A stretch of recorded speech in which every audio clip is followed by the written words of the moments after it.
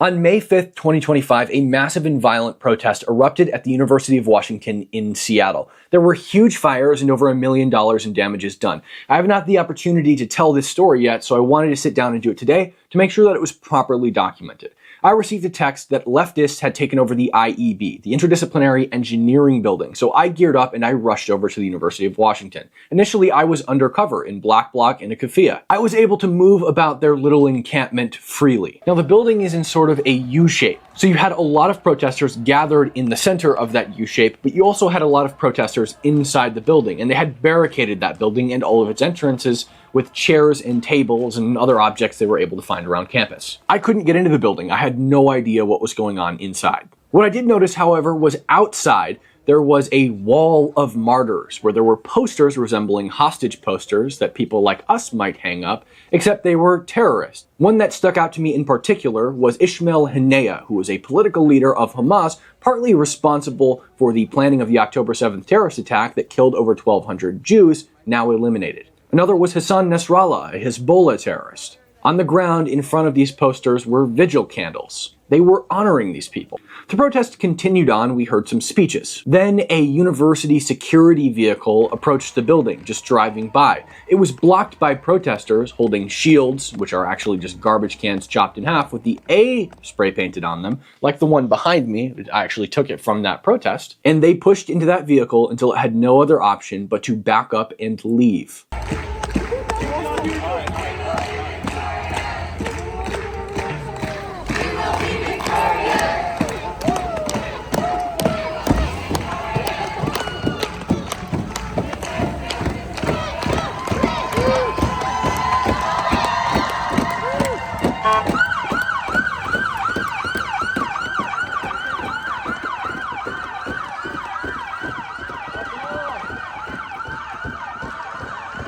Later, some police officers showed up, saying that they just wanted to talk to the protesters and have a discussion. The police officers were very quickly completely surrounded by an angry mob of protesters. They started at the top of the hill where the IEB sits, and they ended at the bottom of the hill where the protesters had created makeshift barricades.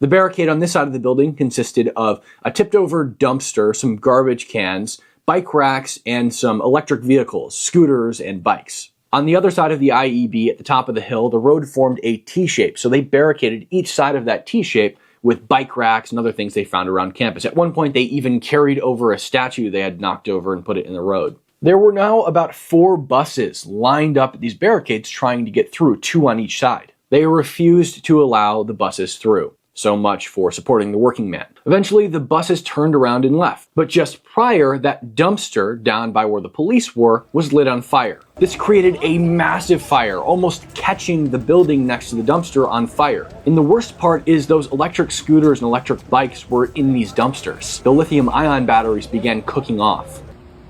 Yeah, welcome to your dome. Oh shit. What the fuck just blew up?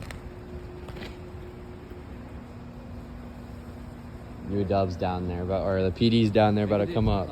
What the fuck just blew up? I talked to students the next day, and they thought they were gunshots. And that's what they thought they were until I informed them, no, these were lithium-ion batteries being cooked off by the massive fire they started. I guess we're all for the environment unless you're protesting for Gaza. Now, where the buses previously were, at the top of the hill, at these barricades were fire trucks that couldn't get through. The protesters wouldn't allow them through. You're now blocking EMS. The police were prepping in an alley behind the Interdisciplinary Engineering Building. As they prepped, somebody yelled out, "Does anyone have projectiles?" And keep in mind, I don't have a lot of this on camera because I was undercover. that had to be somewhat discreet. After that call for projectiles was made, people began gathering rocks, anything from this size, to throw at police officers when they marched on them. At this point, the protest is utter chaos, and the police did march in.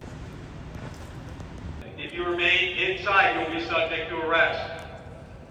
You can remain on the sidewalks and peacefully protest. But if you interfere with the police, you'll be subject to arrest and other police actions. The protesters who were geared up with shields and gas masks ran into the building, while everyone else stayed out in the street. The police formed a line around the IEB. Some officers went inside the building. They began making arrests, and protesters outside heckled and verbally assaulted the police officers in their line. No one told me to stop before. That was the first warning. Was it not? No one told me that was illegal? Escalation. One more time, you're going to jail. Okay, cool. I didn't know keeping rocks was illegal. I bet you do that in your free time all the time. Did you know if you keep the rock long enough, it'll become bad? Really? Well, You know, Cam, if they started interpretive dance, it might free Palestine. Can you pull that battery out? Only one arrest was made outside, which was shocking to me because outside is where a lot of the violence was occurring. 30 people were arrested inside that building, and it took all night. We found out that only roughly 20 of them were actually students of the university. One of the arrestees was a Seattle public defender, another was a nurse. Since we know that only roughly 20 were students, that means that everyone else was an outsider or a faculty member. The next day, a journalist was able to walk through the IEB, and we saw just how bad the vandalism inside the building was. Over $1 million in damages done to a building that was newly built for engineers to learn how to do their craft. Now, why did the protesters target this building? It was partially funded by Boeing. They hate Boeing because Boeing produces weapons that are used in the Israel-Gaza war. Now, this whole protest was organized by a student club called Super UW. It is suspended from the University of Washington. They're not allowed on campus. After doing all of this violence, on the following Thursday, they organized on campus and held a protest in the center of campus in Red Square, right outside Gerberding Hall, which is the administrative building. There was zero police presence. Not a single cop for these people that just lit the campus on fire a few nights ago. An organization that's not even supposed to be on campus. They praised October 7th. Al-Aqsa flood on October 7th planted the seeds of revolution in the oppressed and toiling masses of the world and serves as a beacon for all revolutionary strugglers. When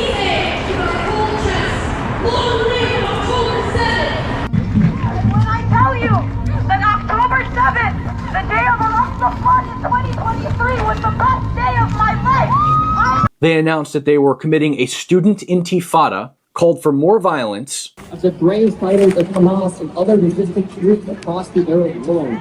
We as all oppressed people should know that by now, the violence is absolutely necessary. These protesters were dragged from their occupation of the interdisciplinary engineering building and threatened to take over the administrative building. Nothing was done. And I think this is very indicative of the University of Washington's attitude towards these protesters. They only do what they absolutely have to. See, all of the students who were arrested inside the IEB were suspended from the University of Washington and banned from all campus locations. But why? Surely that shows they're willing to do something. This only came several days later after the federal government threatened to launch an investigation into the University of Washington that could have resulted in their federal funding being suspended. Without that push, they wouldn't have done this. And that's evident because when Super UW was back on campus only a few days later, they did nothing. They praised the mass murder of Jews. They threatened to take over the administration's building. They called for violence against the campus. This does not create a safe learning environment for students who pay tuition to this university, and it doesn't create good outcomes for the university either. So why tolerate it? Because they have no choice. Seattle is a lawless city. Sure, they have laws on the books,